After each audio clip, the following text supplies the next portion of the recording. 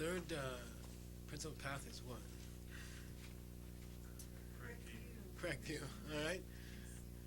I don't know if I like correct so much. Correct means sort of like this is the correct answer and this is not the correct answer. It sort of means accurate, or you know what I mean. It sort of means the real one. Okay. And you need all three. You need. Oh, sorry, guys. You need.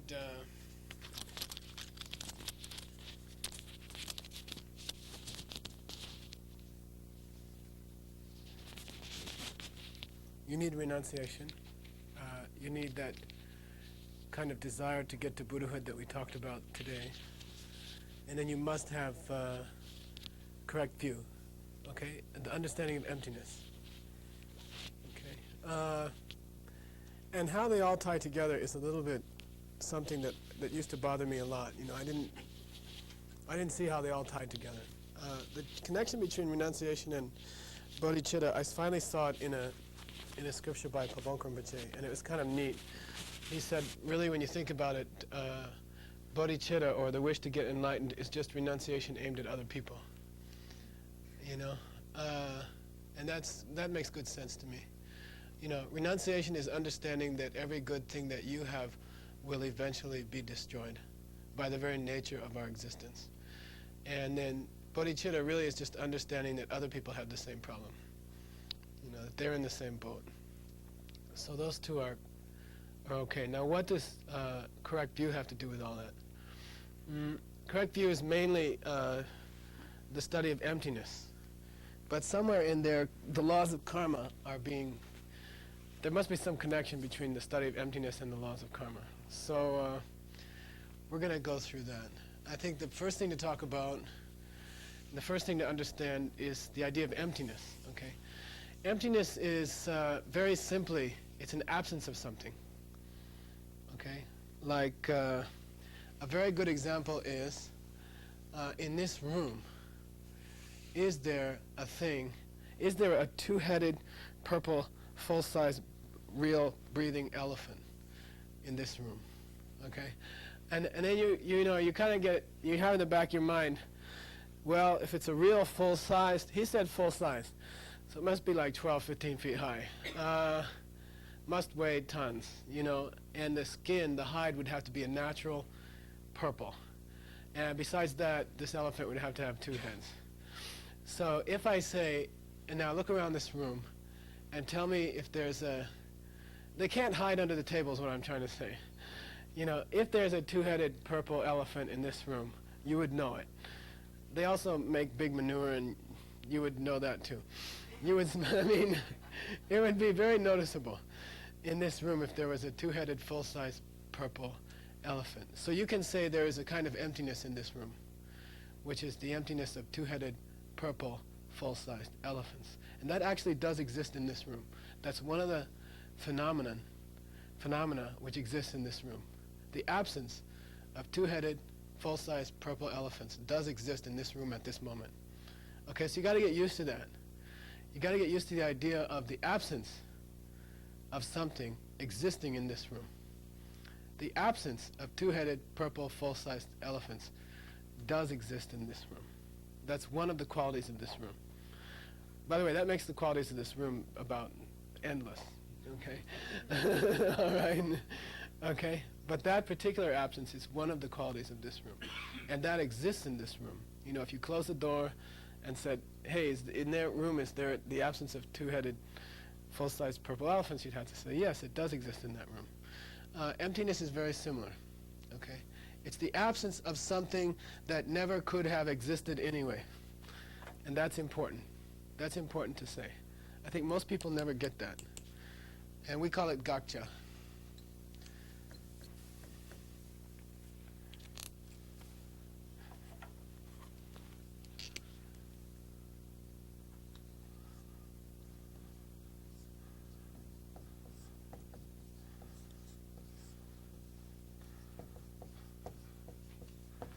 Say gakcha. Gakcha. Gakcha is the thing that we are saying does not exist when we say emptiness is in this room. Okay? Now the absence in this room of two-headed purple elephants don't do much for your spiritual life. You know, it's not going to save you. It's not going to take you to nirvana and Buddhahood. It is a truth. It is a fact that in this room there does exist the absence of two-headed purple elephants. That's not going to lead you to nirvana and Buddhahood. But the fact that in this room there is an absence of gakchas can lead you to nirvana and enlightenment. Okay, gakcha means what is emptiness absence of? Okay, what is it that's not here that makes emptiness exist here? Okay, something is missing in this room, and because of that, there is emptiness in this room.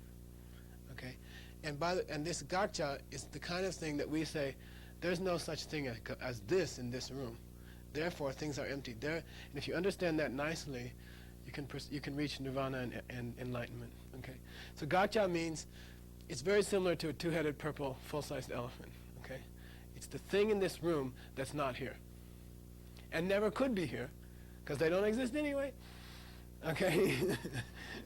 All right. Now the things that don't exist and aren't in this room are endless, and all the other ones don't help you reach nirvana and Buddhahood. But if you understand this thing that doesn't exist, that's not in this room, you can reach nirvana and Buddhahood.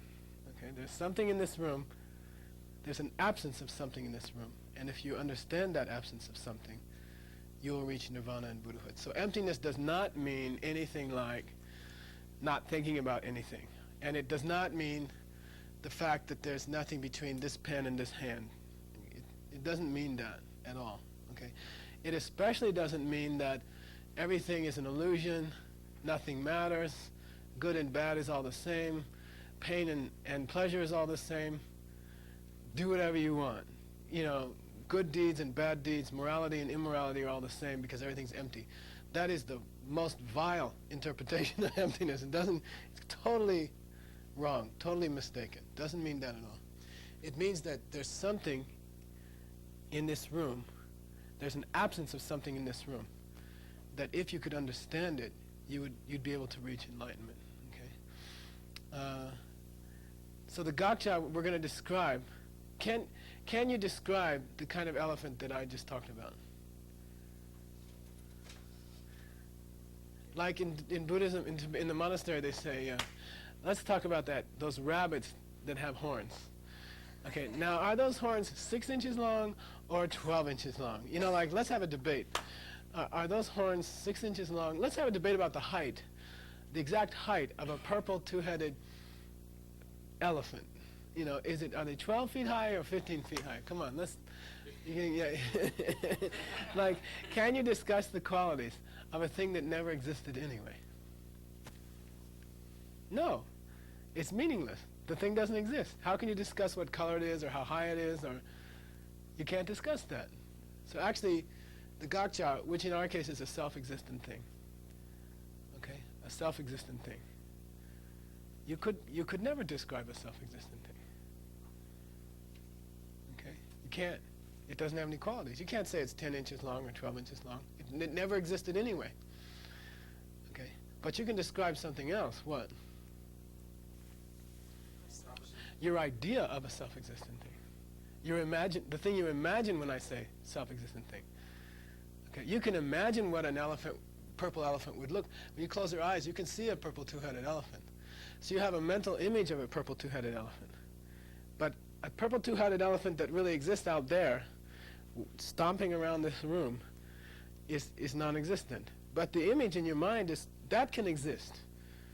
So we're going to try to get a mental picture of what is the gakcha. Okay. Is there any object which corresponds to that mental picture? No, doesn't exist. But we're going to pretend that it did exist. Now, what would it be like if it did exist? If a self-existent thing existed, what would it be like? Because we have a tendency to think that everything in the world is self-existent, and that causes all our suffering. All our suffering comes from thinking that things are self-existent, even though there's no such thing as a self-existent thing.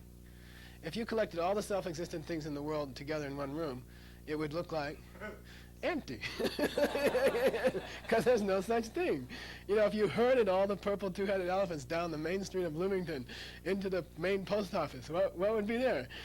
Nothing. Okay, and it's the same thing. It's the same thing. It's a little tricky because emptiness means the absence of a thing that never existed anyway.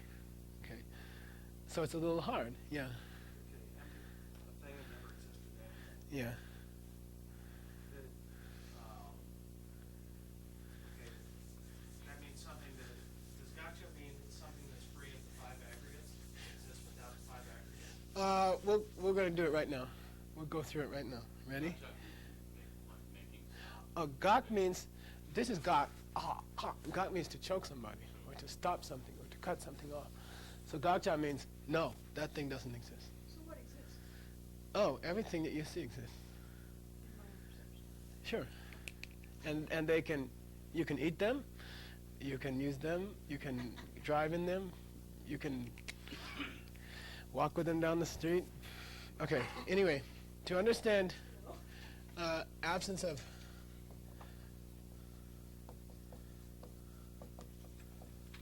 independent thing, right?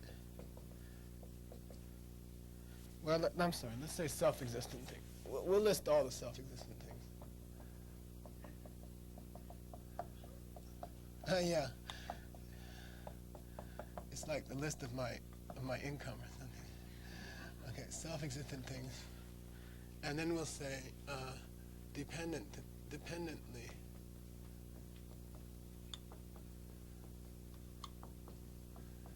existing things.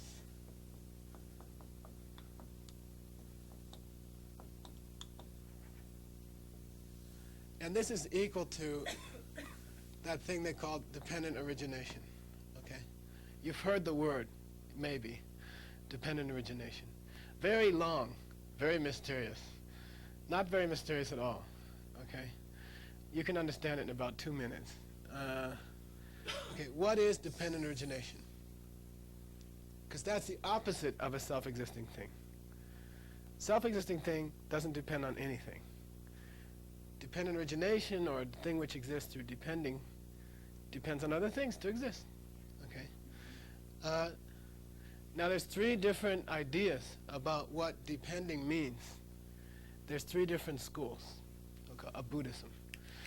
In ancient India, there were 4 great schools, and you can roughly call them the Abhidharma school, and the logic school, and then the mind-only school, and the middle way school. So there were 4 great schools.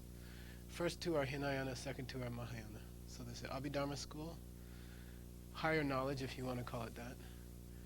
There's what I call the logic school, Sautrantika, and then there's mind-only school, and then there's Madhyamika school.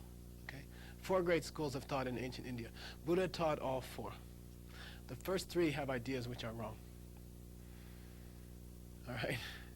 Now, why would the Buddha teach something that's wrong?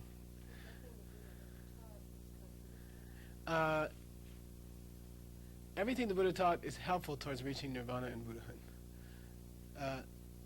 The Buddha did say things which contradicted other things he taught, but he didn't mean it when he said those things. Okay? We call it things you have to interpret. For example, the Buddha said, kill your father and kill your mother. Okay, did he mean it? No, it contradicts his other teaching that your mother and your father are the most holy objects in your life. Up there with your lama, you know. So what did he mean? He meant don't be attached to the home life. You know, if your lama lives in Timbuktu and you're living with your parents, move to Timbuktu. Kill your father and mother in that sense. Like that. So there's what we call interpreting the Buddha. And the first 3 schools have very useful ideas that are not true. Okay? Like the idea that when you take a vow, it spreads around you like an aura, is an Abhidharma idea. It's very helpful for monks to think about it that way. It's not technically true. And like that, things like that. So I'm going to give you 3 different ideas of what it means to be dependent origination. The first one comes from the first 3 schools altogether. Altogether, the first 3 schools believe in one kind of dependence. And that is this kind.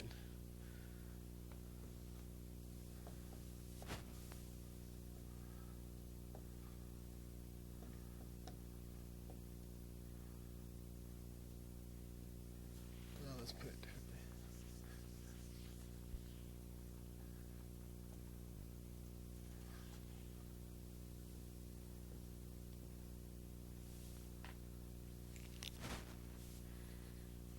So if you go up to an Abhidharma school dude, or you go up to a perceptual logic school person, Sautrantika, or you go up to a mind-only school person, you say, hey, what does dependent origination mean? What do you mean when you say dependent arising? They say things depend on their causes. Okay? Things depend on their causes. Does that help you? You know, did you not understand that? You know, like if I said, does this thing depend on its causes, what will you say? Of course. So it'd be silly if I stood up here and said, your failure to understand that this comes from its causes is creating all your mental afflictions and all your suffering. Because nobody thinks that. You know, you don't go around thinking, oh, that thing in his hand doesn't have any causes. No factory made it, no store sold it. Nobody had to make the plastic. Nobody had to glue this on here. It's just here without any causes at all. You don't go around thinking like that. Okay? But that's one idea that they say, that's dependent origination. And that's the way it's usually presented. It's not the ultimate meaning of dependent origination. Okay? Now what does the next school say? Next school is the lower half of the Madhyamika. The fourth school, Madhyamika, middle way, has two halves. And I'm going to give you what the lower half says, the Svatantrika, which isn't tantric, okay? It's just called that. Yep.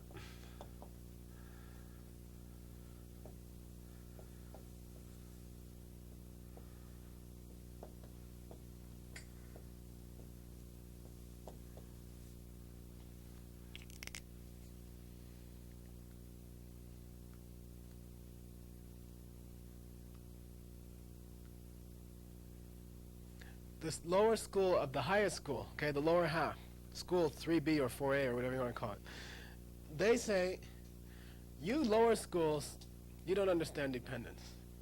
Because your description of dependent origination does not cover every existing object. There are objects in the world which exist, but which do not have causes. And as the Abhidharma says,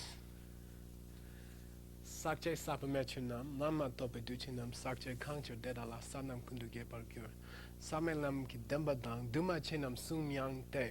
There's only three, okay? There's only three things in the first lines of the Abhidharma Kosha that exist, that don't have causes. Can you guess any of them? There's something that does not have a cause. And by the way, the implication is that it would never change. You know, things that don't have things that don't have causes don't fluctuate because the energy of the cause is not fluctuating. Okay. Close. What's that? Yeah, let's call it space, empty space. Okay, empty space. Very difficult idea, very difficult concept, but it's very simple. If you get it right. Okay, is this eraser occupying space? A space. Yeah. When I bring the eraser this way, does that space still exist? Yeah. Has that space changed in its own nature? No. That's an example. Will that space exist equally spacey in a zillion years when this planet has melted? Yeah. You know, that place in the universe, you know, that space exists, period. It can be occupado or non-occupado, but it exists. And it is always the same. It's never less space or more space. It's just space. Okay? And that's an example of space. That's an example of something that does not have a cause. But it exists, or else this eraser couldn't be there. Okay? That's an example of a thing that has that, because it exists, because it is an existing object, it is dependently arising. It must be. It must have dependent origination. That's one of its qualities. We call it one of its two truths. That space must be dependently arising. Does it have a cause? No. Oh, so you three lower schools, your description is wrong or incomplete? Yeah, limited. Your description is pretty cool. It covers 99.99999% of all the objects in the world, but it doesn't cover those few objects which are unchanging. Okay. I don't like the word permanent. It's a mistake. Okay. Huge mistake. Okay. Is emptiness permanent? The word is anitya or Takpa in Tibetan. Is emptiness permanent?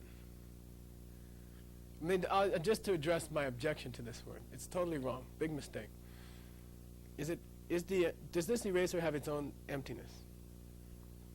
Yeah, every object in the universe has its own emptiness. Every single object in the universe has its own emptiness. We'll talk about it, okay? Is the emptiness of this eraser permanent? No, because when I destroy the eraser, the emptiness of the eraser goes away.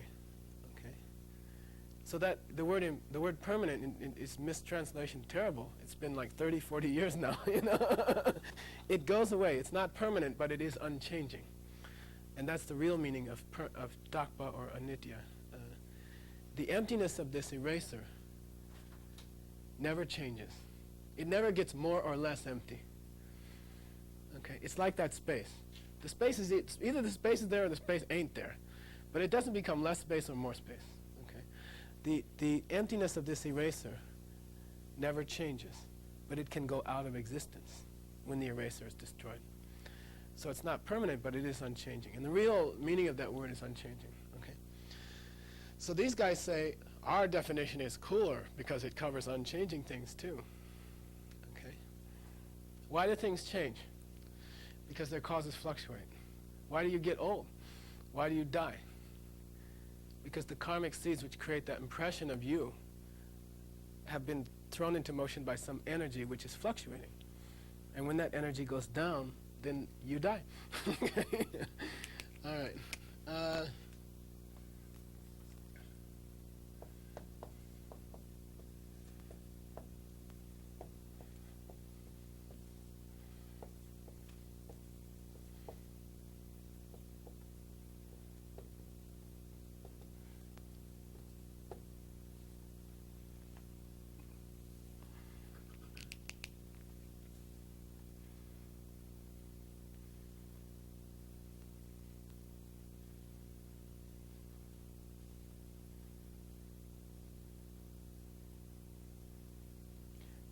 Highest school, upper half of the middle way school.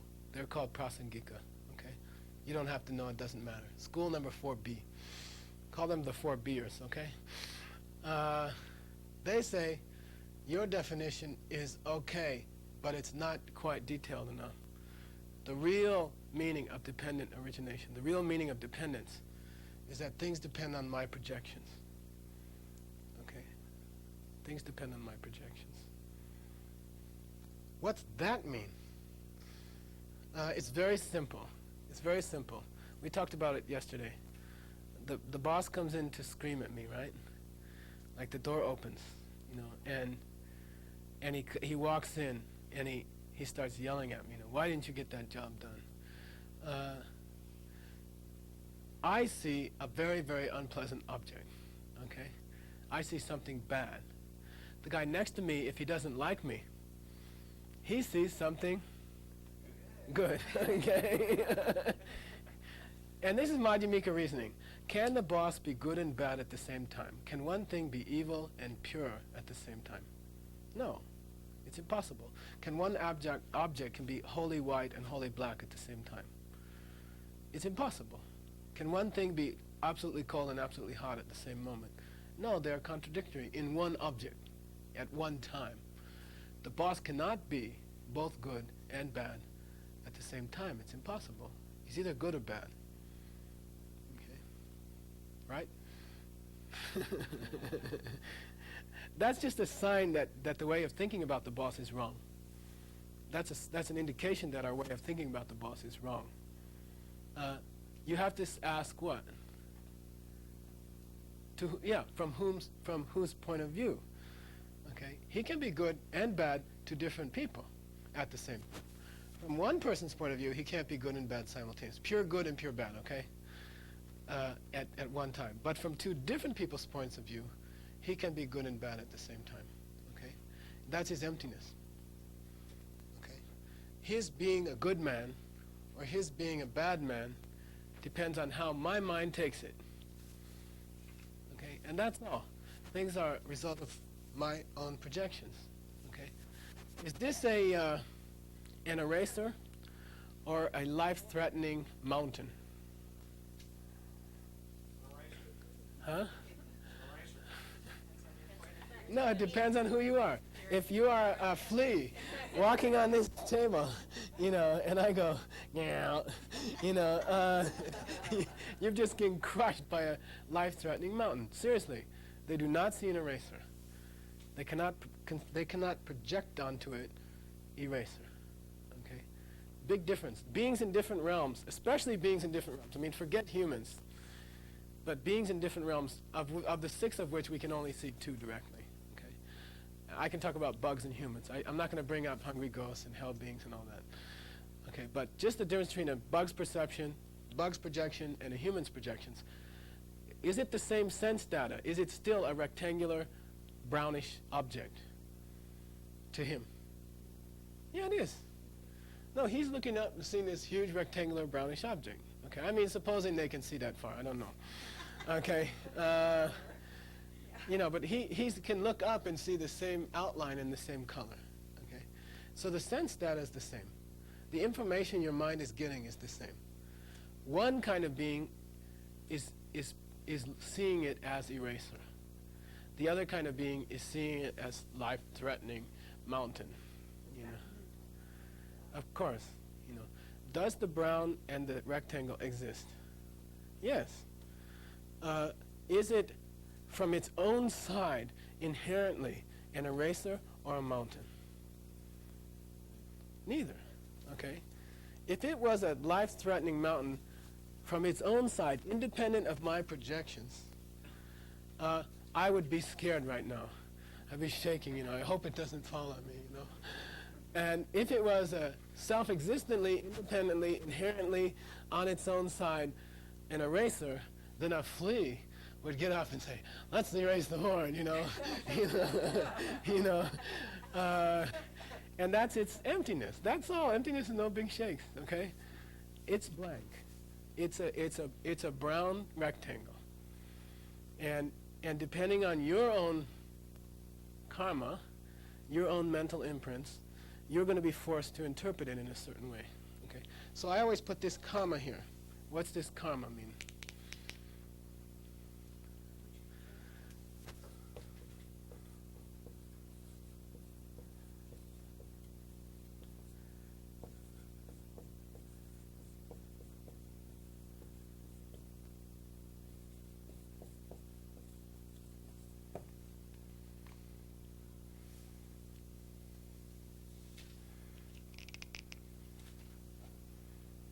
By the way, that's the connection between karma and emptiness. I searched for like 10 years for that. That's the connection between being a good person and emptiness. Okay?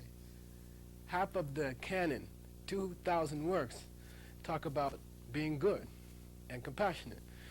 The other half talk about emptiness. What's the connection? It used to drive me nuts. Okay?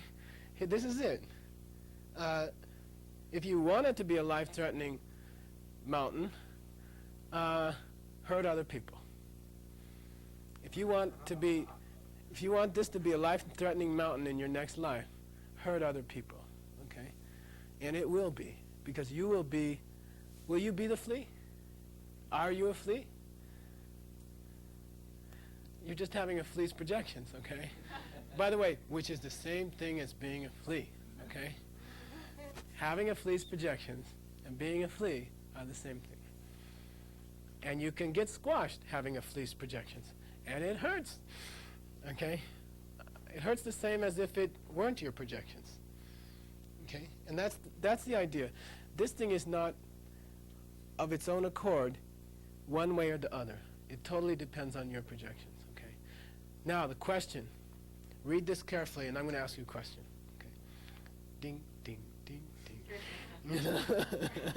Okay. I'll tell you something. If I had a totally pure mind, if I was Jesus Christ or something, totally pure mind, absolutely pure mind, I would see this square rectangle as the nectar of immortality or something. It would be a brick of gold, say, a brick of pure gold, a brick of heavenly angelic gold. You know, if I had a totally pure mind, it would be a brick of pure heaven gold. Okay. Knowing that and knowing about emptiness, can I decide at this moment that this is going to appear to me as gold?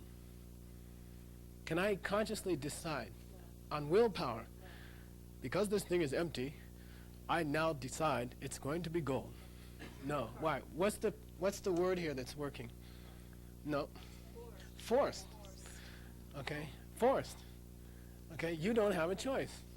You can be aware, you can be totally aware that if your mind was pure, if you had collected the right karmic imprints, this thing would be pure, solid gold.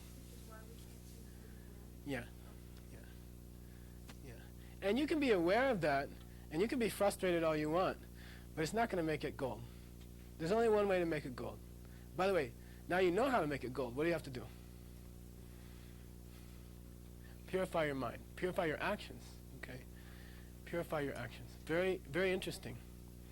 Very interesting. If you could clear out all your old dirty karmas, and if you knew how to make new good karmas, and if you didn't collect any new bad karmas, you would be in a Buddha paradise right now. And that is the goal of tantric practice. Okay? I won't say anything else. It's secret. Okay? What I'm saying is that karma can ripen within this lifetime. There's 3 types of karmic ripening. The first one, and the operational one for us, is that you can have new projections that ripen before you die in this life. You can manipulate the imprints in your mind, and you won't be living in this life anymore. And you will see your body change. Okay? What does it take? What does it take? It takes some kind of attitude which covers every single living thing, and which is totally loving. And that's called bodhicitta. Path number 2. Okay? Path number 3 makes path number 2 possible. The way to collect the karma, to make this turn into a brick of gold, and for every object in your life to be, including your body and including your own mind, is love, total compassion. And the more limited it is, the more lousy your paradise will be. Okay? If you're only nice to 3 people, if you're lucky, you'll your toe will turn into an angel's toe or something, you know. I mean, you can't be limited. It has to be limitless. Love has to be limitless. Okay, very interesting. And it's true. Now, well, how does it happen? I mean, does it happen in one day or not? What's your guess? It doesn't happen in one day. But it does happen noticeably. You know, if you're sincere about your practice, and if you understand emptiness, you can start now. Things will start to happen. You want money? Be generous. You know, you want good health, or you want peace of mind? Keep your morality. You know, do you want to be strong and healthy and etc.? Don't get angry. Okay, it's very interesting. You know, the connections are very interesting, and they start to ripen in this life. Okay, depending on how powerful your motivation is, and that depends on those 4 things we talked about yesterday. One more thing. Let's do the opposite of these 3. Well, let's skip these 2, okay? What would be the opposite of this? We're going to put him over here, okay? He belongs over here. And he looks like that, too. What's the opposite of this? Yeah, things don't depend on my projections. That boss is bad self-existently. Everybody should recognize it. Every person in this room who recognizes it, they're on my side. They're right. Everyone else is crazy. You know? Okay? And every time someone sides up with you, you feel this relief, you know? Confirmation, you know? He really is self-existently bad. And they're just crazy. They can't recognize it, you know? Being bad is a quality which adheres to my boss. It is not dependent on my projections. I am not just experiencing the result of some imprint that I planted myself in the past when I yelled at a boss. All right? That's not what's going on at all. This guy is out there. He is bad from his side, and I hope everyone wakes up sooner or later and finds out, you know. But it never happens, doesn't it? You know, somebody in the world loves him, his mother, his sister. You know, you always see these guys on TV just killed 13 people, and they interview mom. No, he's a good boy, you know. And, somebody loves him, you know. Somebody perceives him as very attractive, you know, and very good. They really do. So a self-existent thing, according to the highest interpretation, we'll skip to the highest interpretation because we only have an hour or something, is anything that would not depend on my projections. Okay? Anything that didn't depend on my projections. And their population is as numerous as what? Two-headed, purple, full-size elephant. Meaning, there's no such thing. They don't exist. Every object in your perception, every object in your world, and including you, and including the thoughts that you hear go through your mind, are all projections.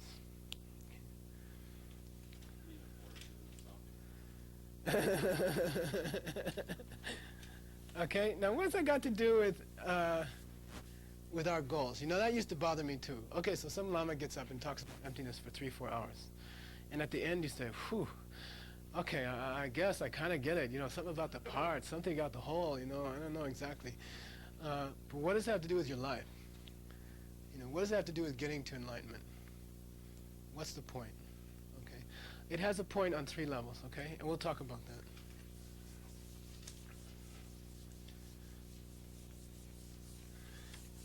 If all this stuff we went through all weekend is true, this is what we do at the end of a meeting in my business, in this big corporation, you know.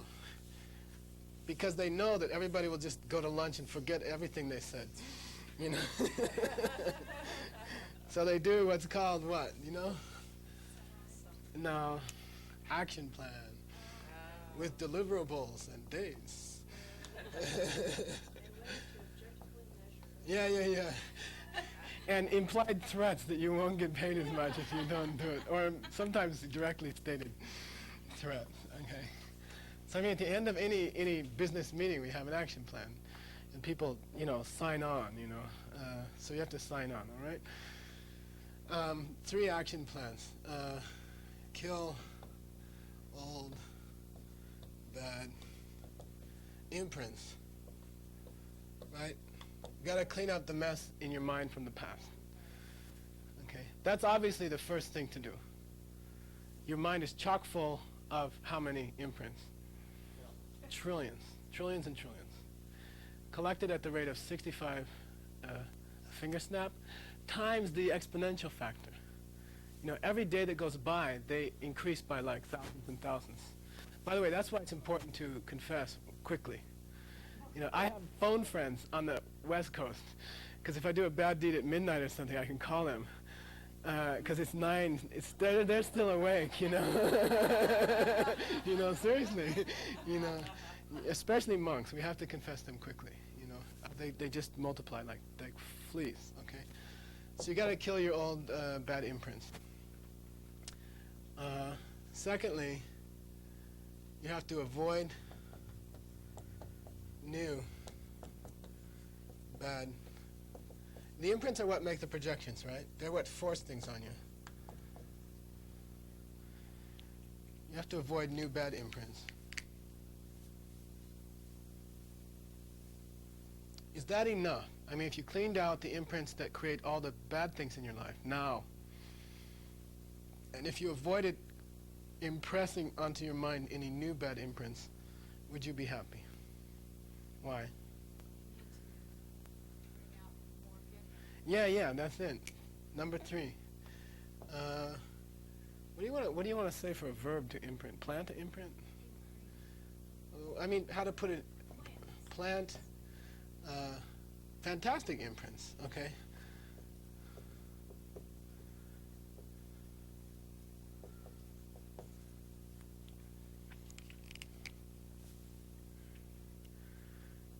Two of these we can knock off real quick. And the third one, I'll spend the rest of the class, not much time. Okay.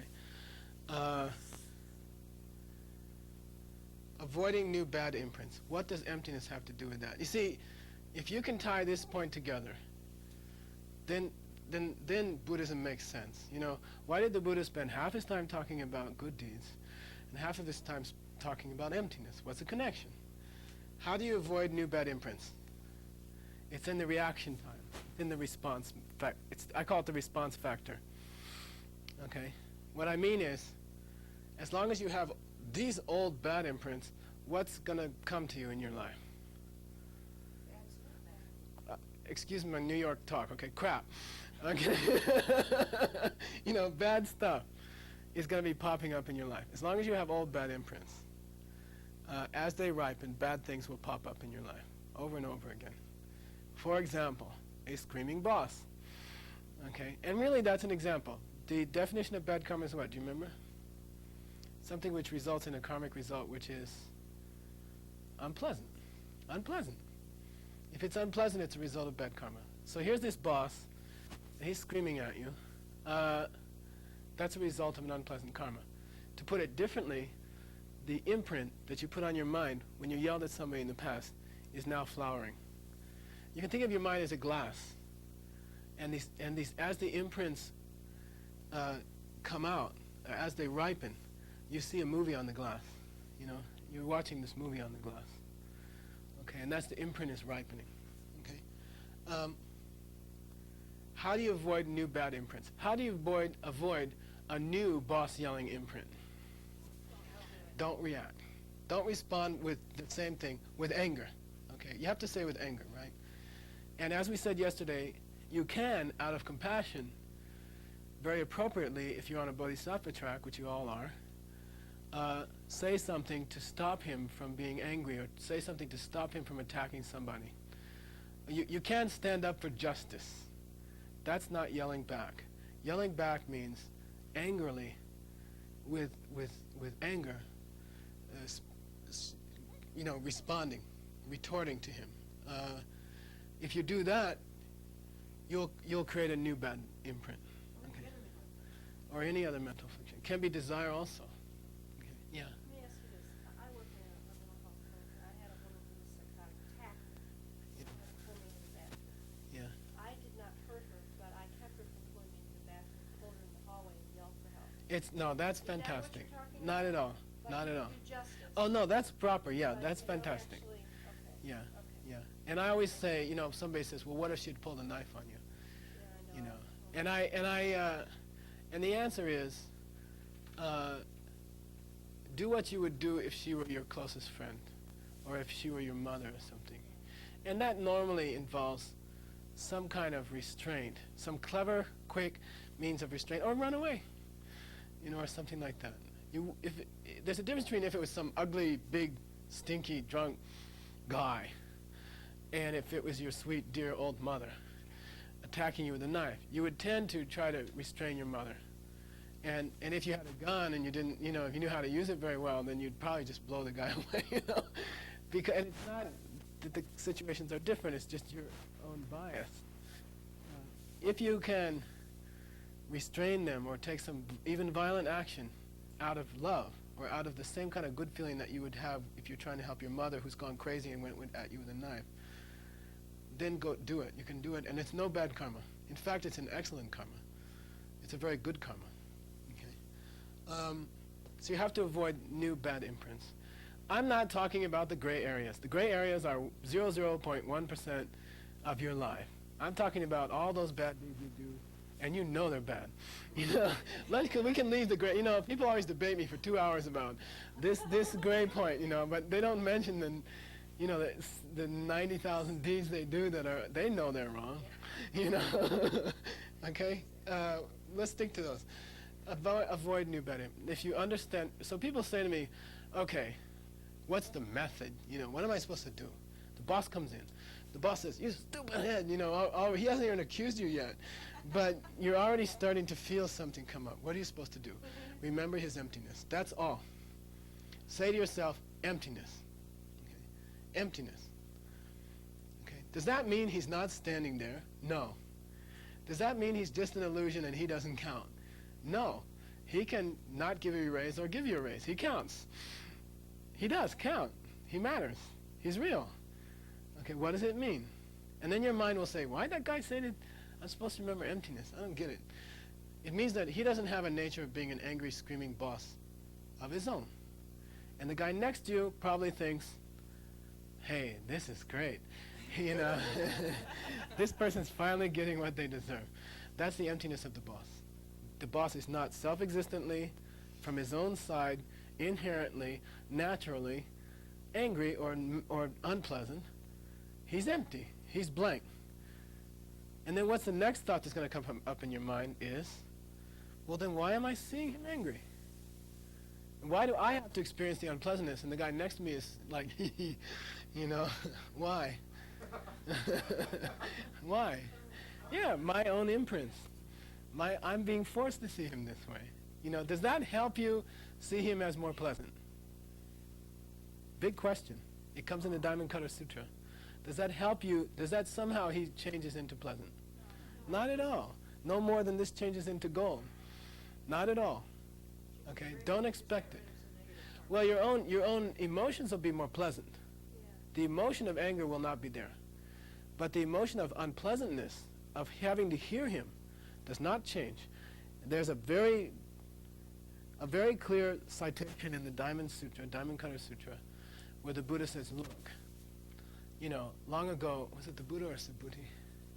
This is the Buddha. He said, long ago, I was a monk. I was meditating in the forest. This is many lifetimes before. The king was out with his men hunting, and his queens were out picking flowers, his queen. And the queen picked flowers, and she bumped into me. You know, I was sitting under a tree meditating. And she said, I always wanted to meet a Buddhist monk, and I have a question to ask you about Buddhism. And so she sat down and started asking me questions. And the king came up riding with his horsemen on the hunt, you know, and saw us in this tete-a-tete, you know, and he assumed the worst. So he jumped off his horse, and all of his men he ordered to tie me down, you know, stake me down to the ground, and he slowly sliced off my fingers, joint by joint. And then he started on my toes and my feet and then my legs, you know. So the Buddha says, did I get angry at that moment? And Subhuti says, I don't think so. And he says, right, I did not get angry. And then he says, did I feel pain at that moment? And he says, yes, you did. He says, yeah, I did. Then why didn't I get angry? He says, because you understood the king's emptiness. And then the Buddha says, well, what's that got to do with not getting angry?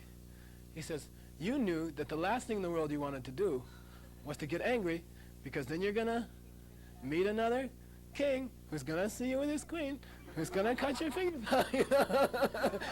You know, and it's very clear. It's in the Diamond Cutter Sutra. You can check it out. And he did feel pain. So the boss is not going to change. He's unpleasant. Don't expect, and don't throw away Buddhism if the boss is still unpleasant the next day, or even the next minute. He will be, until your karma wears out. He might be for a few years. You know, but if you stop responding, if you stop perpetuating, quarter, right? We had it last night. If you stop spinning the wheel, you know, of samsara, if you just stop, you know, Nancy Reagan, just say no, you know, you know, let it stop. You can break the cycle. That's the word for samsara in Tibetan is cycle. And the word for perpetuating is called korwa kor.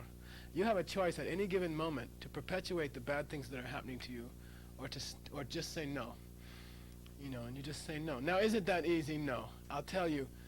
There's this, I call it response time. And it goes like that. No, this is when you're an arhat, okay? This is when anger has been defeated, you know? This is where the Buddha was when he got his fingers and toes cut off. He was down here, okay? This is response time in minutes, right?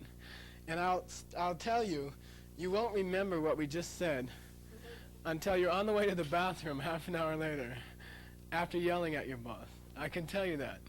You know, you won't remember tomorrow. The boss will say something and you'll explode. And then on the way to the bathroom you say, wait a minute, you know, if you're an educated Buddhist, you start acting schizophrenic. You know, you start saying, wait a minute, now I have to meet him again, you know, and you feel stupid, you know, you feel stupid that you responded that way.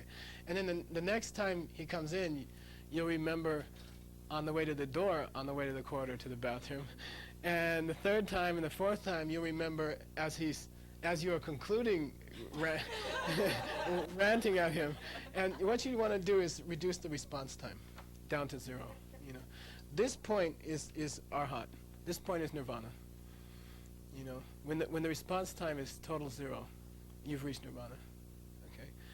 And by the way, the only thing that can remove anger, or jealousy, or pride, or desire, or hatred, is understanding the emptiness of your boss. It's the only method. Okay. It's the only permanent fix. You can do other things, which we call gonumba. Gonumba means suppresses the mental afflictions. But if you want to remove them, you must go through this thought process. Must.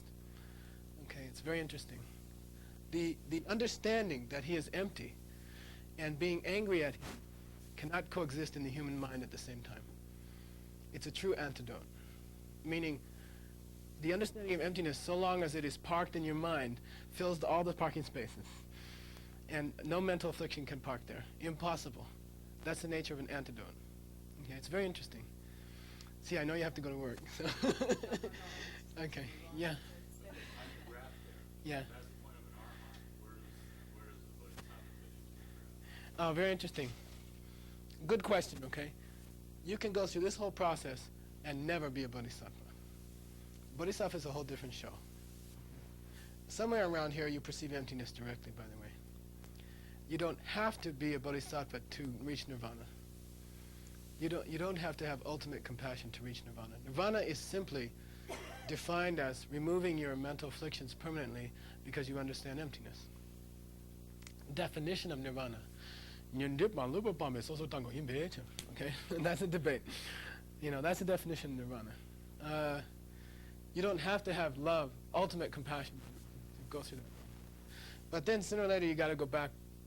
It's like a flow chart. You still got to go back to Mahayana. You still got to go up to Bodhisattva. You got to start over again, actually.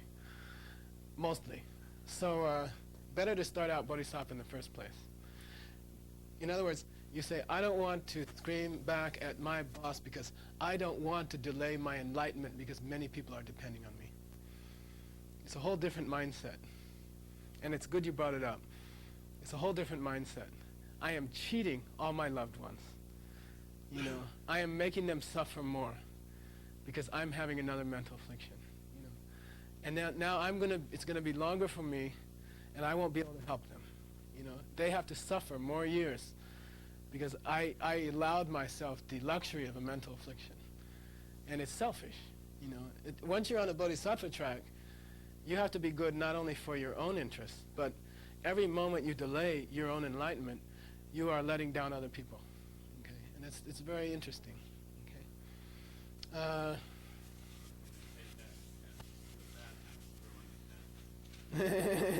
That is secret. Okay, the concept of Tantra is to undertake certain mental things which achieve these three goals much faster. Like Vajrasattva meditation is 1,000 times more powerful than the sutra methods for doing number one. Certain parts of Kirim are more and it says, even in the description of Tonglen, if you could do the process of Kirim, it's 10,000 more times effective than Tonglen. It says that. Dharmabhata says that. And etc. Okay, so if you're really big time serious about these things, you would want to get into the secret teachings in the proper way, which is very slowly, very gradually, very well educatedly. Know that Lama in and out. Be close to that Lama. If you need advice on that practice, you can reach that Lama. And 10 years later, that Lama is still teaching you how to do that practice. You know, very important. Okay, things like that. So I think we avoided new bad imprints, right? Got it? Just don't perpetuate the situation. No, you have a problem? Anything? Well, can you give us another example? Yeah, I can do one with desire, okay? Because I always do the negative one. You know, I always do the anger one. You see some guy's wife and you really like her. You're really attracted to her, okay? And you're thinking to commit adultery, okay? Or if you're a monk, you're thinking of any sexual thing. And you're looking at her and you're, why do you have beauty in your life at that moment? Why is this person beautiful to you? Because you kept your sexual morality in the past, okay? Because you were moral in the past. That's why you get to see this person. It's very interesting. You know, you're having an experience of this beauty, which is pleasant, because of, by definition, because of a good karma. You know, you are enjoying the result of a good karma. You know, if you want to destroy this beauty, you know, if you want to turn it into ugliness or dirtiness, what's the only way you can? Commit adultery with her. Okay, it's very interesting. And as you commit adultery, are you having pleasure? At the moment of consummation of the adultery, are you having pleasure? Yes. Is it a result of a good karma? Yes. Very interesting. It's like the money yesterday. It's like the money yesterday. That moment of pleasure comes from having kept your morality in the past. Okay? And what's happening causally, from a causal point of view? You are creating extraordinary bad karma. You will never meet another nice-looking lady for millions of years. You know? No, and you will stink. Your body will stink in your future life. You know, this sexual misconduct creates certain kinds of extraordinary karmas. You will live in a city where everything is dirty. You know, you will not enjoy friends who are faithful or loyal to you. They'll all be like what do they call it? Fair weather friends. Yeah. And if you wonder why you're surrounded by people who aren't loyal or strong friends, faithful friends, and if you wonder why something stinks in your life physically, you know, why is there anything unpleasant kind of things or streets that are not nice, or people that are not nice, or your own body has a bad smell or something like that? These are all results of sexual misconduct. It's very interesting. It means I used to live on 39th Street, and we had this fruit seller next door, and it was a stench when you went out, you know.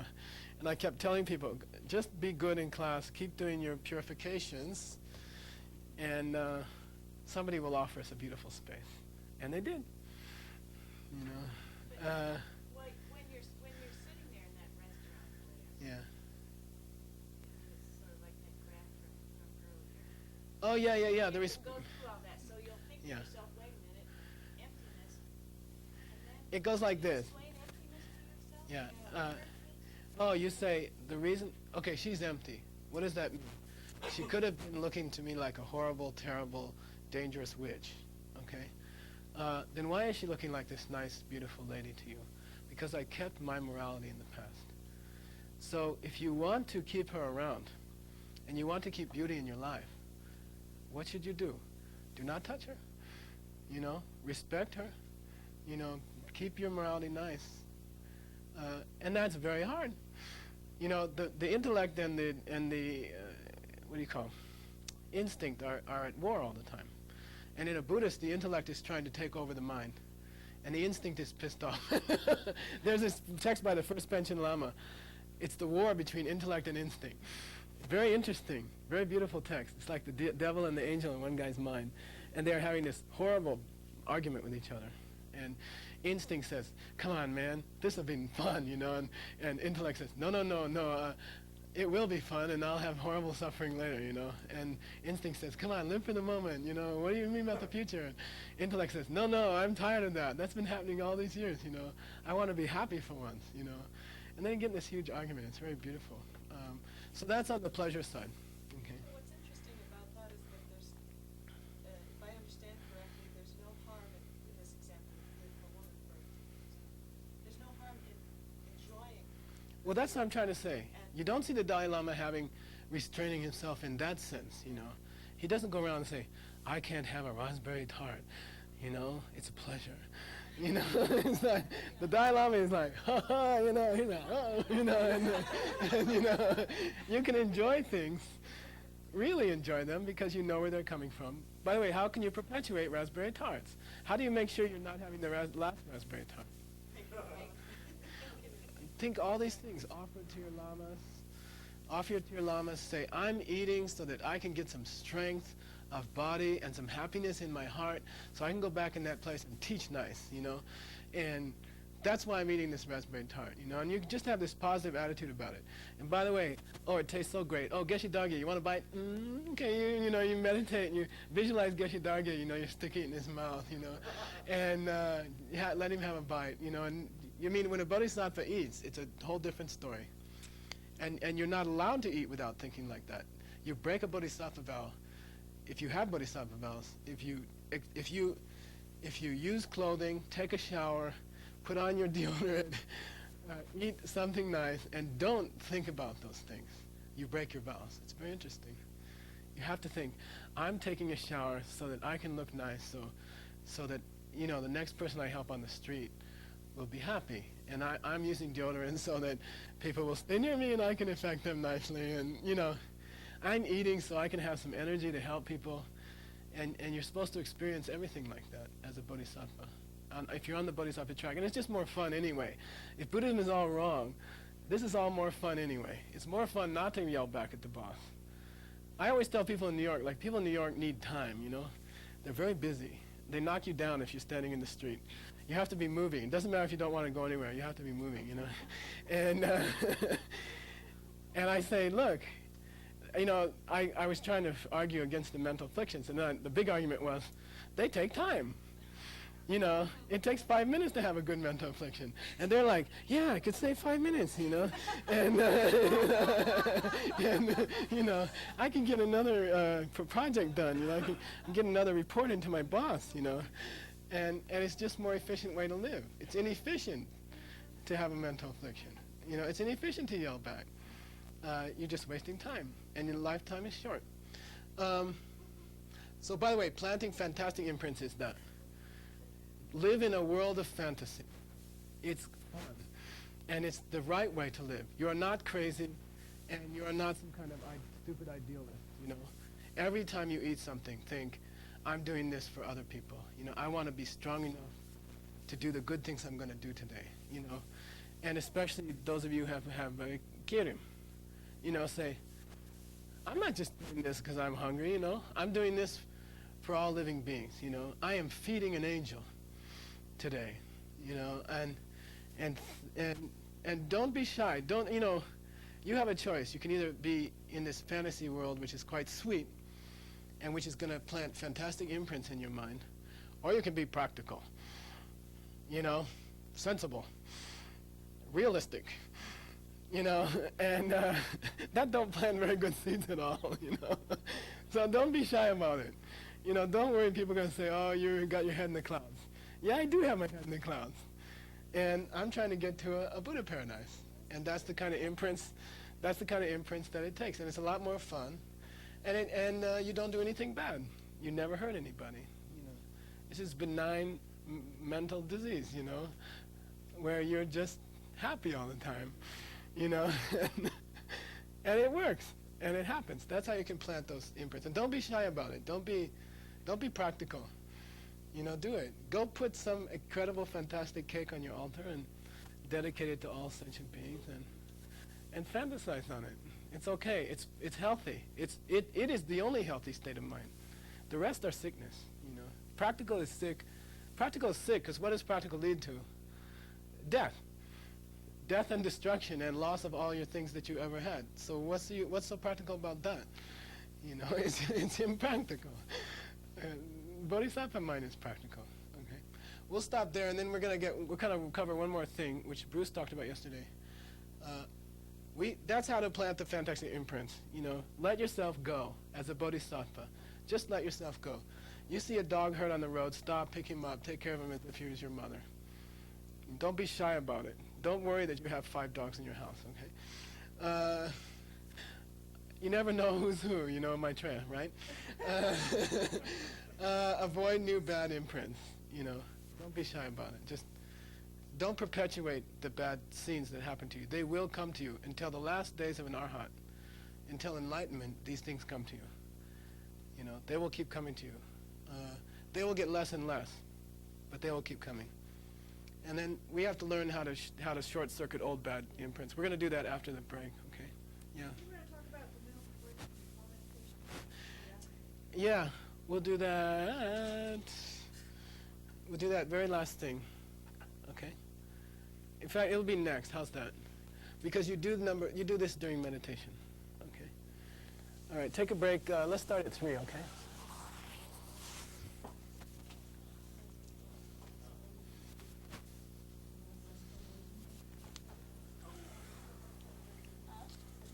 Mainly just to understand what's going on and to stop perpetuating things. Stop reacting the natural way. By the way, the natural way is the worst way, unfortunately. Okay, like yelling at your boss is in fact, according to Buddhism, the only way you could ever what? Assure the presence of yelling bosses in your future. You know, it's an irony. It's a weird. It's too bad. You know, it's very bad that your natural reaction is the one that assures that you will be unhappy in the future. And then planning the fantastic imprints. That's this whole thing of, you know, live by the Bodhisattva code. Learn the Bodhisattva vows. Take the Bodhisattva vows. If you can get into the secret teachings, do it nicely, slowly, properly, and keep your practices, you know, perfectly. And don't be what do you call it? Don't hesitate or hold back or think that you're stupid or you're being idealistic or something like that. It is the right thing to do, and that other practical stuff is lethal and crazy. You know. It doesn't mean, by the way, that you can't make an honest living. You're supposed to make an honest living. What it means is that you can do extraordinary, fantastic, happy, good things throughout your life and not be embarrassed about it, you know. If you have to stop on the way to work and help somebody and do some extraordinary good thing, don't believe the businessmen that are walking by and ignoring this person, you know. Stop, give them your whole life at that moment and help them, you know. And don't be shy, you know, go home, cook some incredible cake, put it on the altar, and believe that the Buddhists are sitting there chomping on this cake, you know, and that they really appreciate it. And don't be shy about it. Don't be practical that way, because that's impractical. Because the only result of that is to get old and die, and all that money you worked for, you all know the scene. You either lose it or you keep it. If you keep it, you die, it goes to your kids, they blow it within 6 months or a year. And you know that. I mean, quit fooling yourself, you know. And it's gone, you know, and all that lifetime of work, you know, that I'm going to prepare so my children can have a better future, you know. Forget it, they'll blow it. I blew mine. You know, actually, I didn't blow it. We built a new temple at Sarah. But anyway, how to get rid of old bad imprints. Okay, that's the last thing we have to do today.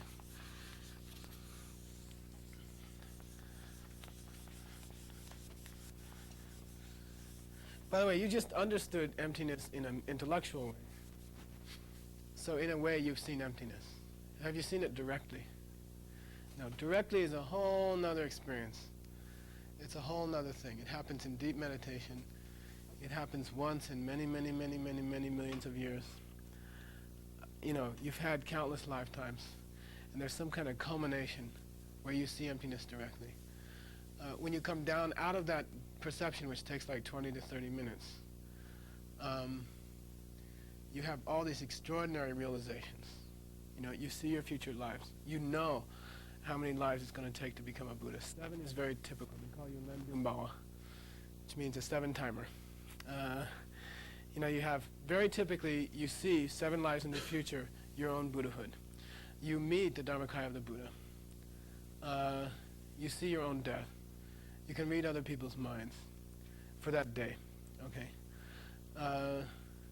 All these extraordinary things happen to you on that day. And from that day on, you also see your future. You know, you see that you're going to have a nice, pleasant 7 lives. You're always going to be healthy. Your teachers are always going to meet you very young. You're always going to be in the most affluent people on the planet. You're always going to be exposed to spiritual things at a very young age. All these extraordinary things you see directly. Yeah. Yeah. It's the third path, path of seeing, and the first bhumi. The first bhumi and for a bodhisattva to see emptiness directly occur simultaneously. Except for that thought that actual shunyata is not the. No, that's not, no. It's the emptiness that you see for the first time in the first moment of the path of seeing and the emptiness that a Buddha sees are totally the same. The Rangyupa, the Svatantrika, think there's a difference. So maybe you were reading a Svatantrika text. But they call demetraraxum, which is 3 levels of emptiness. And they don't call anything emptiness except the highest level. And the other 2 are called lack of true nature.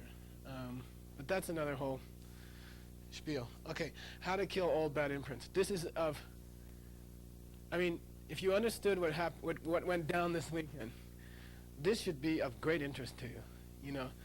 I mean, you should be dying to hear this, you know. I got the other 2 parts.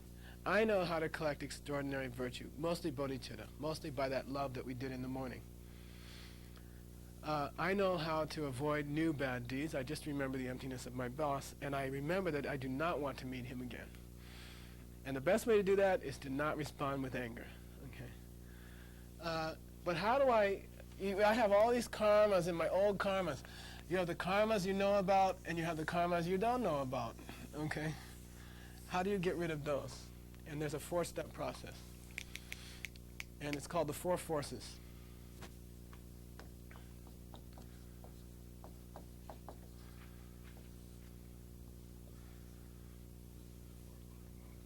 Yeah, yeah. I like to use force for Top and power for Wang. You know, I don't know. I just like to keep them separate. Anyway, sometimes called the 4 powers. Okay. Anyway, it's a system for wiping out old bad karmas. According to some lower schools, you cannot wipe out an old bad karma. According to the higher schools, you can, and in the Diamond Cutter Sutra, he's very clear about it. Okay. In fact, there's a sutra called the Chirshibedo, in which the Buddha himself teaches these 4. Okay, and then he says they can wipe out bad karma. Okay, so you can.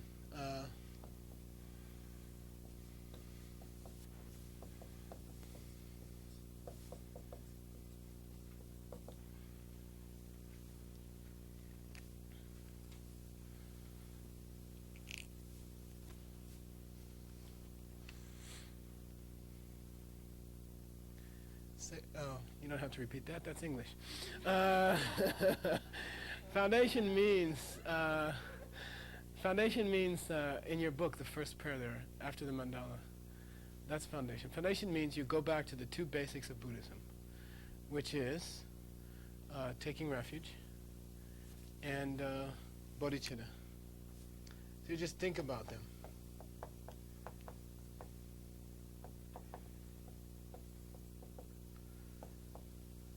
We're talking like what to do if you want to wipe out a really lousy bad karma that you know that you have in your mind. Like you did something when you were 19.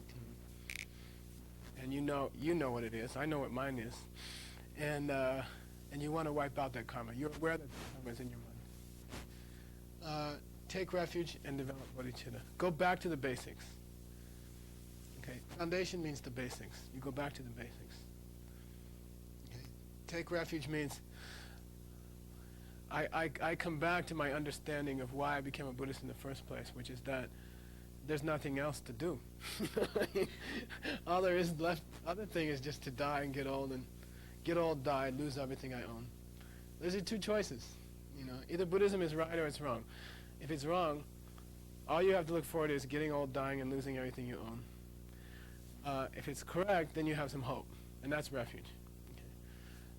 Bodhicitta is what we described this morning, some kind of love for other people. Okay.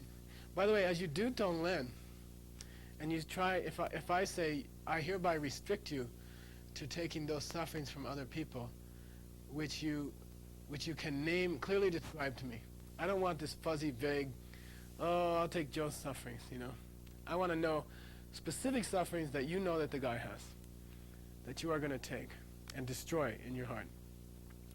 And then I want specific nice things that he wants that you're giving him. Okay? And what happens is you become sensitized to other people's needs. It's very cool. You know, you didn't ever think of 10 things that someone else wanted.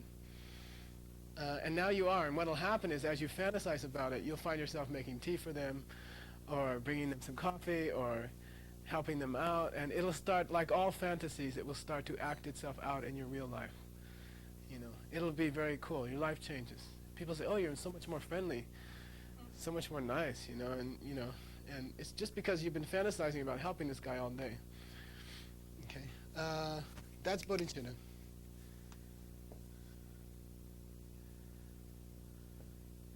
There's a thing they translated as remorse, regret. I like feeling stupid. Okay. No, I mean, I don't really like it, but feeling stupid in the following sense. I always give the example, I was working on a car one day. I don't know how to work on a car, and that's why I turned this bolt too hard and stripped the block. It's like $1,000 mistake in 10 seconds or 5 seconds.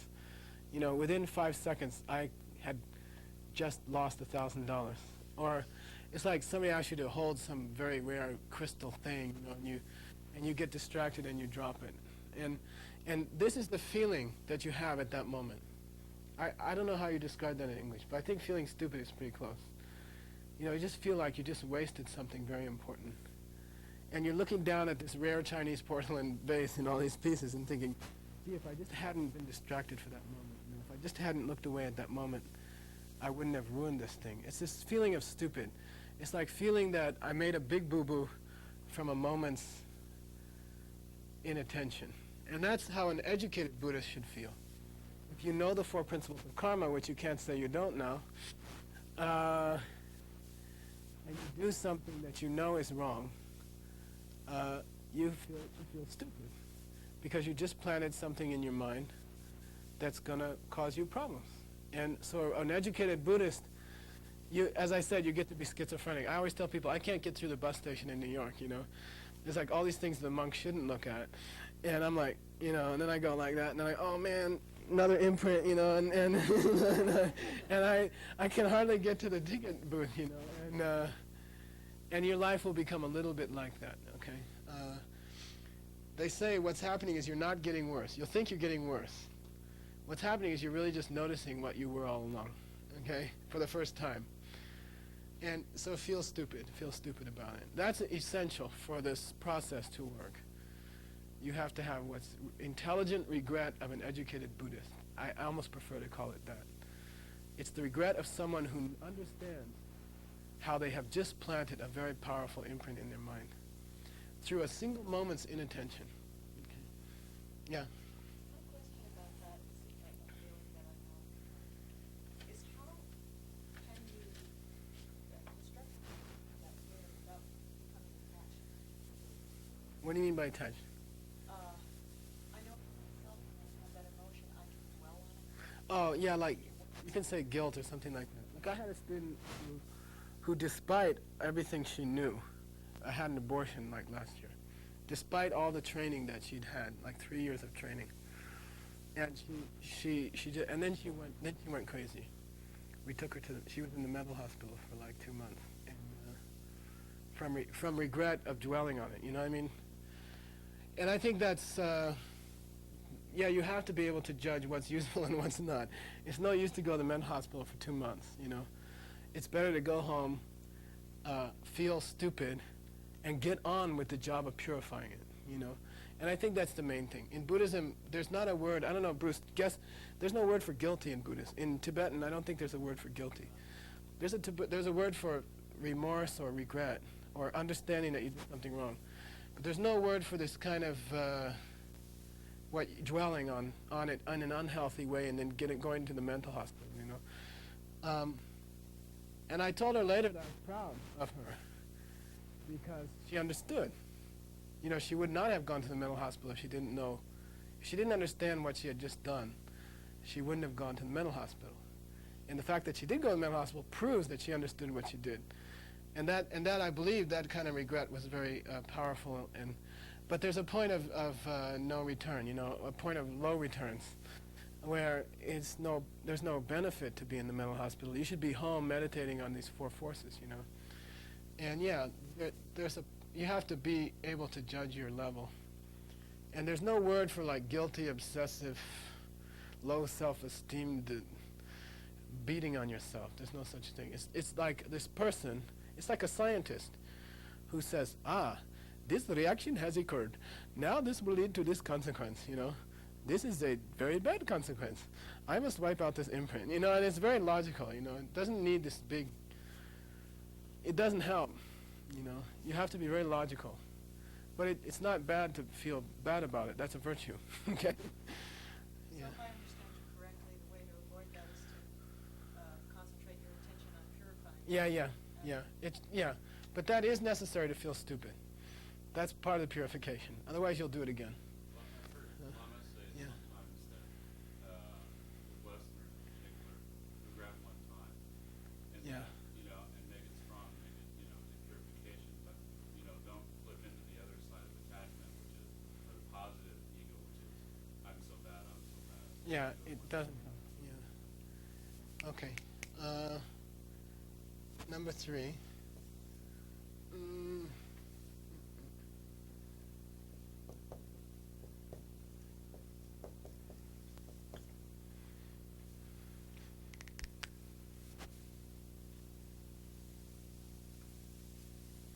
I get Christian friends, they say, do you have like a confession in Buddhism? I say, oh yeah, we got something that can remove bad deeds altogether, And they say, what is it? And I explain the 4 forces, and they say, you really got it good, it's like a morning after pill.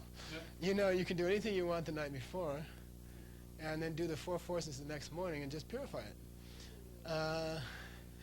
But number 3, number 3 is not doing it again. Number 3 is the decision not to do it again, which wipes out that theory, If you do it the next night again, you're not doing the 4 forces, and you didn't what? The purification won't work. Okay? The purification won't work if you do it again. That's very tricky. That's very difficult. Okay? Now, all the lamas who explain this, in my case it was the holy, venerable, esteemed His Holiness Getting Onda. And he said, don't add a lie on top of the bad deed. So he said, set a time limit, And that's the instruction of the lineage, the oral instruction, which is, don't, what do they call it? Don't make it work. Don't add, there's a word in English. Something like that, Don't double the mistake, Say, I will not do this thing for X number of time, okay? The mental ones, it can be a few minutes, I can honestly say, I always tell people, before I got to the 4th force in certain meditations, I have again done the thing which I am confessing, which I am trying to purify. Before I finish the meditation on purification, which takes 5 minutes or so, I had already done the thing again, mentally. You know what I mean? Like getting angry at someone. Like just the thought of them and how I got angry when I'm confessing it or trying to purify it gets me angry again, And so I think it might be wise with the mental ones to put a very short time limit, Like, I won't get angry at this person for the next hour. It has to be a time period during which you can have some reasonable hope of watching your mind so carefully that you stop it from coming again, okay? And that's hard. See, if you say I'm going to concentrate on this for an hour and not be angry at my boss for an hour, you can do that. Or 5 minutes or something, okay? But if you say, okay, never in my life will I be angry at my boss again, you're just going to add another, you're going to have to purify that one the next day.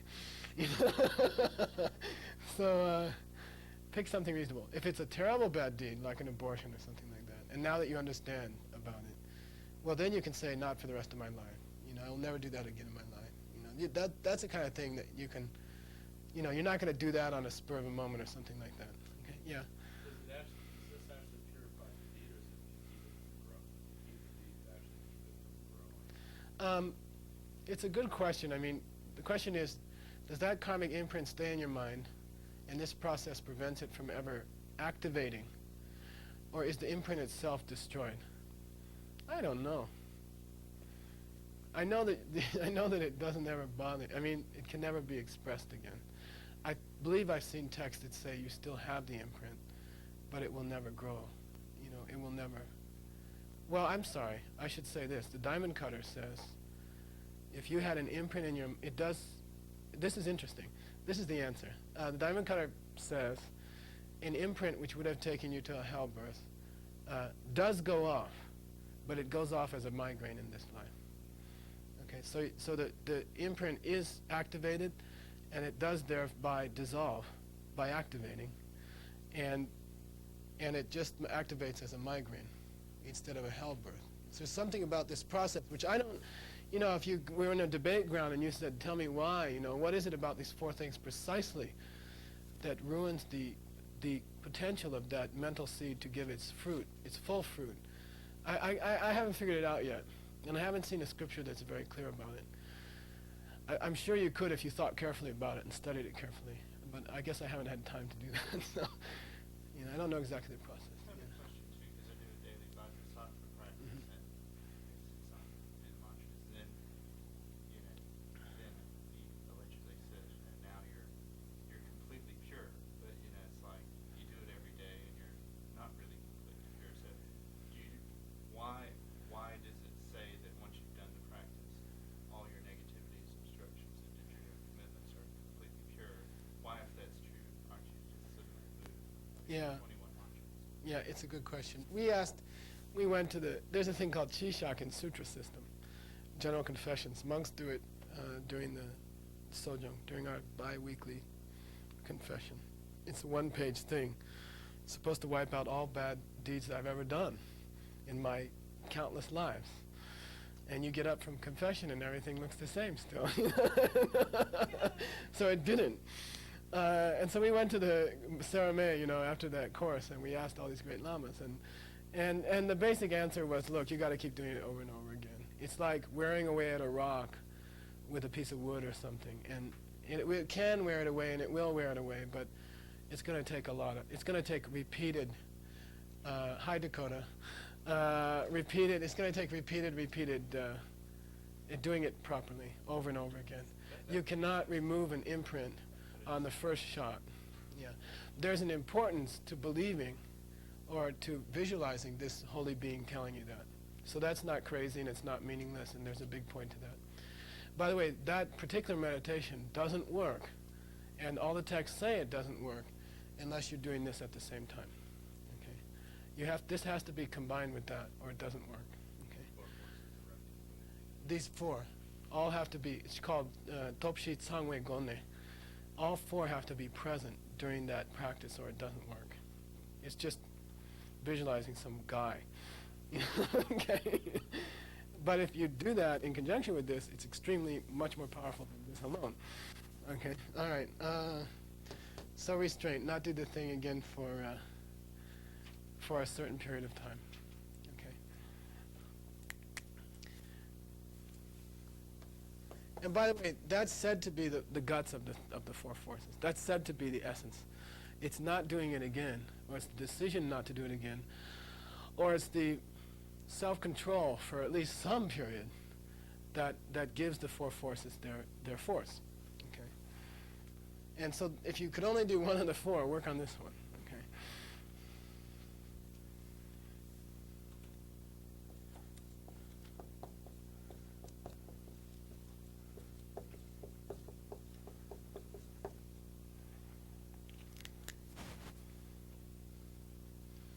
Like when you messed around at school and you had to come after school to do a makeup activity,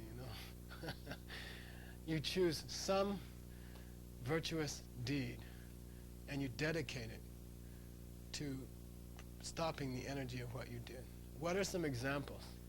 I have a good friend in where I live, Howell, Mongolian. He got his green card. He was living in France after the war. He was 17. And he got his green card. He came to the United States.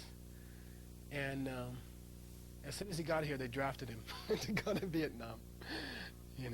Within a week or two or something, quite a greeting. And he didn't know anything. He didn't know how to get out of it.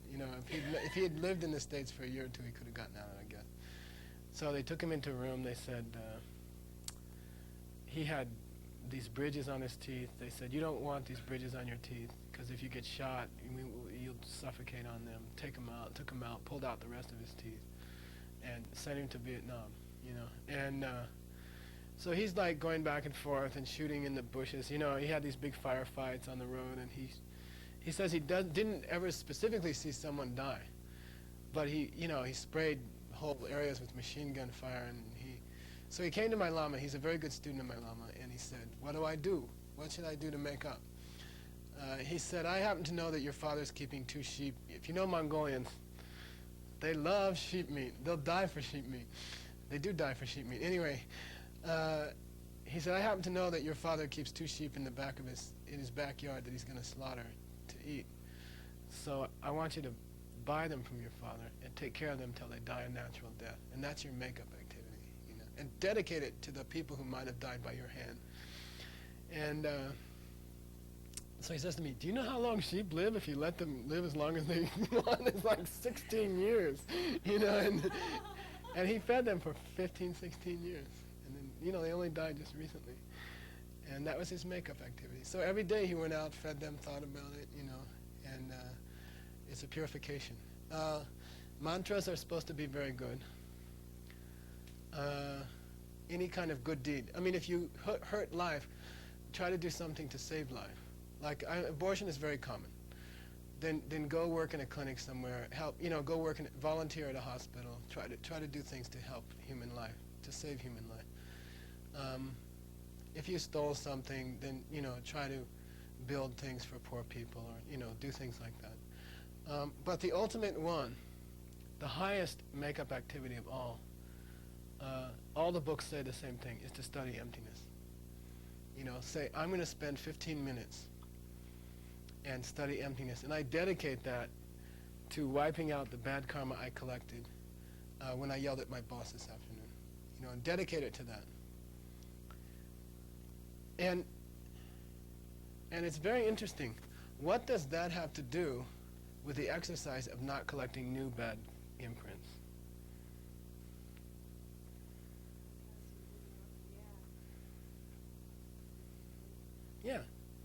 Yeah. That's why it's the best activity. That's exactly why it's the best activity. Is that if you understood emptiness, you wouldn't respond again. And you won't have to do this purification again, you know. You see, you're like, it's a negative perpetuation. You're figuring out how to kill and kill and kill your tendency to do bad deeds. The more you understand about emptiness, then the less frequently you're going to have to do this anyway. The last thing you want to do if you understand emptiness is do something bad. And by the way, that's why it's so insane for a Lama to get up and describe emptiness and then imply that means you can do anything you want. It's insane. It's the absolute opposite of the truth. And Jetsun Kappa was adamant about it. You know, he was, and Nagarjuna is adamant that this is an incredibly vile idea, you know, and that we should avoid it like, he says, avoid it like the plague, literally, you know. He said, if you want to destroy any hope of your happiness, then think that emptiness means nothing matters, you know, and you will very successfully destroy, you know, and then that being good or being bad is all the same, because everything's an illusion. You will suffer infinitely from that kind of idea. He spits on it, you know. It's very powerful. So those are the 4 forces, and if you, how do you apply them? Okay, we'll talk about meditation session, and then that'll be, we'll wrap it up there. I was supposed to do it last session, I forgot, okay? This is mostly for Tenzin Lhamo, because she asked me about it. And I don't know when I'll get back to Indiana, so we have to make sure we get this straight. You got your little book? Okay. Make any notes that aren't in there, I don't know. We got as far as sitting down and getting into posture, right? And then we skipped right to the meditation. If you do that, you'll never have a good meditation. Impossible. Okay? You have to warm up. It's like running. It's like dancing. You have to do your stretches. You have to do your warm up. You know, all those stupid things that they teach you to do. And you have to do all those. You must warm up mentally before you go into a meditation session. If you don't, it won't work. And if you do, you'll get results from meditation that you never had before. And if you do it halfway, you'll get a halfway result. Okay. After you get into position, start watching your breath. Okay. And try to count up to 10 breaths. You start with the out breath. So out breath and then in breath counts as one. And then out breath and in breath counts as two. Okay, like that. So next step is counting your breath. That's just to get your mind into neutral. And some schools have taken it as a whole raison d'etre, you know, the reason to be a Buddhist is to watch your breath your whole life. And then I've met those people. I won't say where, and I'm not criticizing that practice except to say that they're getting old now, and they have trouble sitting on the cushion, and nothing happened, and they're still watching their breath, and they're like very frustrated. I met a bunch of these guys, and they're like, what do we do now, you know? It's like 20 years later, they're still watching their breath, you know? It's just an interim thing. It's just to get your mind into meditation, okay? Then you go on to something virtuous, okay?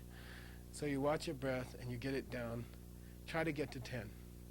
By the way, the preliminaries or the warm-up has to move like, you know, at a steady pace. What's very typical for new people is you get into watching your breath. And then it's time to go to work, so you dump the rest of the meditation, and you meditate for 2 minutes and go to work, you know. So you have that warm-up has to be moving at a steady pace. Keep it going. You know, don't get hung up in one of the warm-ups. There's like 7 warm-ups or something. And you're not going to have time to do your main meditation if you spend all your time on the warm-up, or if you get hung up on one of them. I'm speaking from experience, okay? So you watch your breath. Then you take refuge, okay, mentally. Think about the meaning of refuge. In a nutshell, for those of you who've studied for a while, I'll give you the real refuge objects. There's the nominal refuge objects, and there's the real refuge objects. Okay? The nominal Buddha, meaning not the real one, is these statues and these pictures. Okay? The Buddha jewel. The Buddha that you say, Namo Buddhaya, Namo, you know, the one you go for refuge to. Nominally, these pictures. Okay. The nominal Dharma is these books, and the book you hold in your hand, and this teaching. Nominal Dharma, not the real Dharma. The nominal Sangha is these people running around in red suits, okay? And not the real Sangha. Okay. What's the real Buddha? What's the real Dharma? What's the real Sangha? Very interesting. I'm going to skip the real Dharma. Okay? Real Dharma that you go to refuge to is the perception of emptiness directly. Okay? Very interesting. Understanding emptiness. Why? Why do you go for refuge? For protection, right? What can protect you from getting into trouble again? Understanding emptiness. That is refuge. That's how refuge works. That is the essence of refuge. That's all refuge means. Okay? It's not some guy standing there, you know, made of metal with a weird ears, you know. And then what can that do to help you? You know, there's a story in the Buddha's time that his village was attacked by other tribes. And people ran into his room and hid next to him. And the people just came in and slaughtered them. You know? So if the Buddha, if that guy has any power to protect you, it's pretty lousy. You know, people within reach of his arm were cut down in his own time. So that's not refuge. The refuge is the mind, the state of mind, seeing emptiness, understanding emptiness. Why? So you won't get in trouble anymore. That protects you. Sangha, real Sangha is what? Anyone who has seen emptiness directly. That's an Arya, that's a Pakpa. That is Sangha. Okay? That's the real Sangha. They are protected. You know, they are not going to suffer anymore. They got 7 lifetimes to go, and they are nice lifetimes. Will they still die? 6 times. Okay. Will they still get reborns?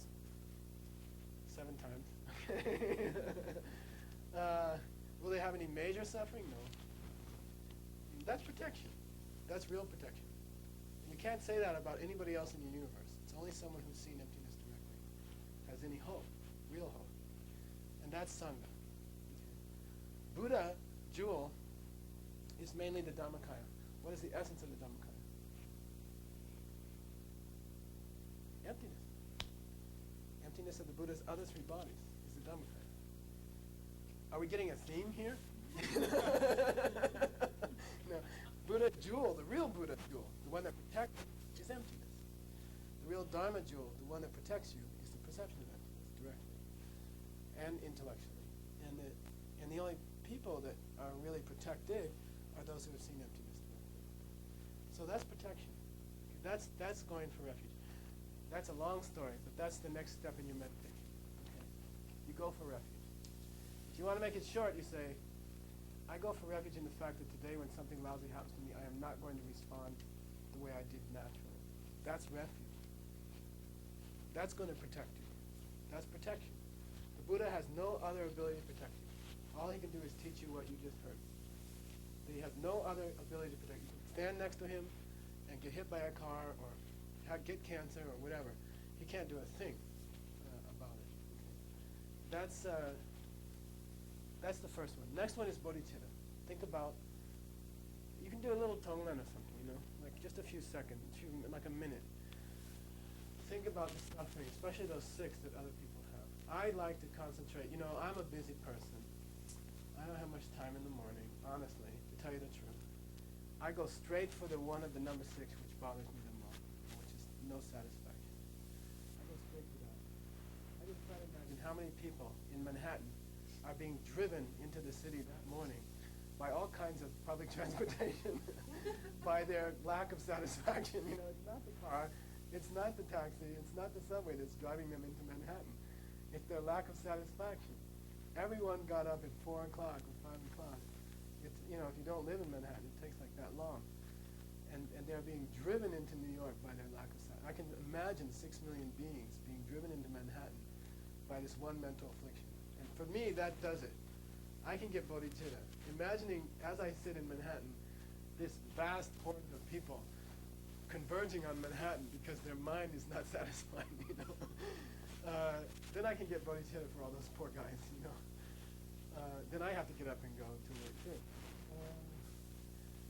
Then the next step is inviting a holy being into the room. And the sweetest one is you invite them into the room. Can you see them? No. Are they there? Yes. You invite them to come. The more that your root lama has done for you, the more you will want to do the next thing, which is you bow to them. Okay? By the way, at this point, it's not physically, it's mentally, because you are already in meditation posture. So you don't get up out of meditation posture and do it all again. Mentally, I'm no good at, I feel like that, sometimes I just feel like that. I just say, thank you for teaching me. And I really do have an incredibly extraordinary root lama, and I just think of them and you want to bow down. You want to bow down to them. Okay. Next thing is offer them something sweet. Flowers are like favorite. There's a thing called Samanta Bhadra offering, which is very classic, and you cover the whole sky with all kinds of flowers. This offering is done mentally, right? You fixed the altar already. So you just, they like flowers. And they like this particular offering a lot. So you just cover the whole sky, the whole blue sky, covered with flowers. A very sweet offering. Or any sweet thing. You can imagine the ocean, you can imagine the sunset. You can imagine anything. And you offer. What's the highest offering? Your own practice. Your own successful practice. Okay? It doesn't mean, you became a Buddha already. It means yesterday, for 30 seconds at work, I controlled my anger. Then I let it go, okay? But for that 30 seconds, I did my practice.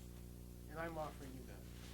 And they like that. They live off that. They feed off that, okay? That's what they really want from you. Then the next thing you do is purification. Go through these quickly. If you don't have time, just review the last 24 hours. And bring to mind the lousiest things you did. That's purification. Well, that's the step called purification. Yeah. As a preliminary to meditation. This, you have to give it some time. This I would do in the evening. Okay. Evening time is less, for me, it depends on your mind and your physique, your physiogeny, whatever. Okay. Everyone has a different constitution, and some people find it more comfortable to meditate at night or something. But I find myself more tired at night, and so I do my 4 forces at night. I try not to die. Go to bed with anything on my mind. Okay. Next step is called rejoicing.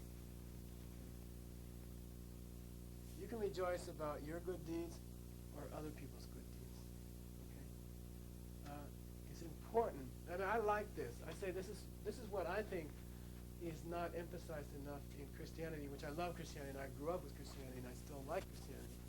But I think, they have confession rooms, but they don't have rejoicing rooms, You don't go into the priest and say, here's the bad things I did, but here's the good things I did, I really had a good day yesterday. I did like 3 Dharma things yesterday. What's a Dharma thing? Something internal, I had passion for somebody for 30 seconds yesterday.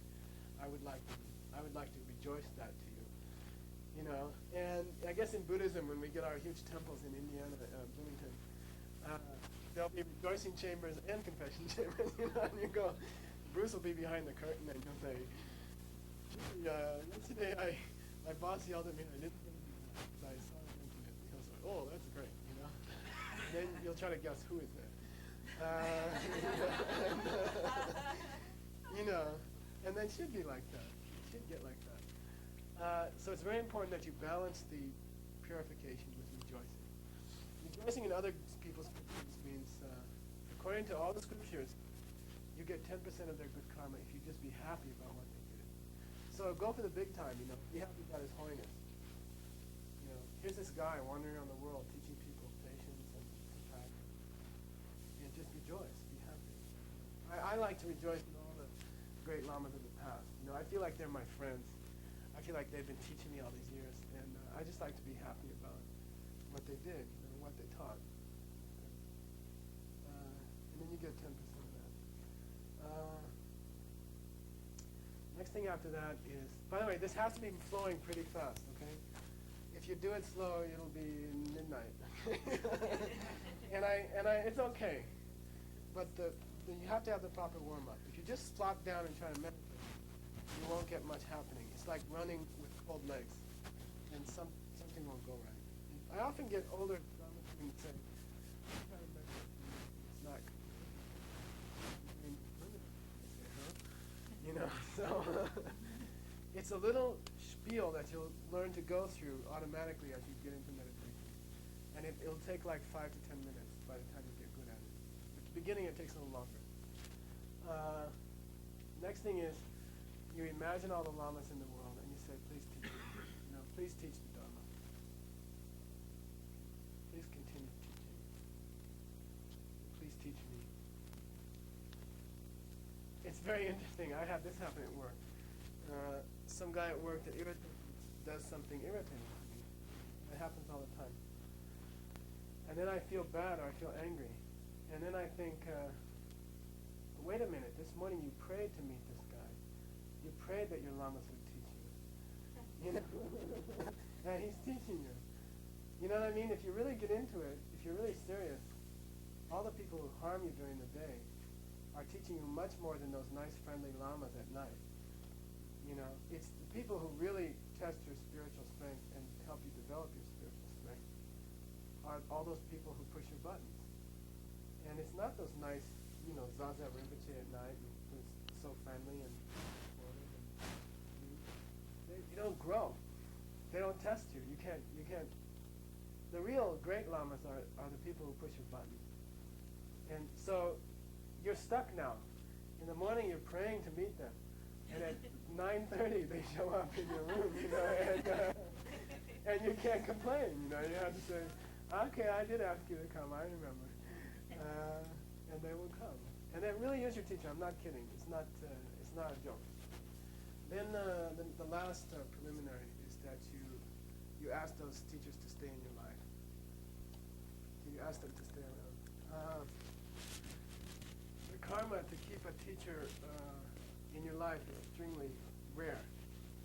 If you talk about a teacher, if you talk about being in direct contact with an authentic teacher, that particular movie you know, those 64 frames per 65. So I gotta correct all those papers. Those 65 frames per finger snap are the hardest in the universe to maintain.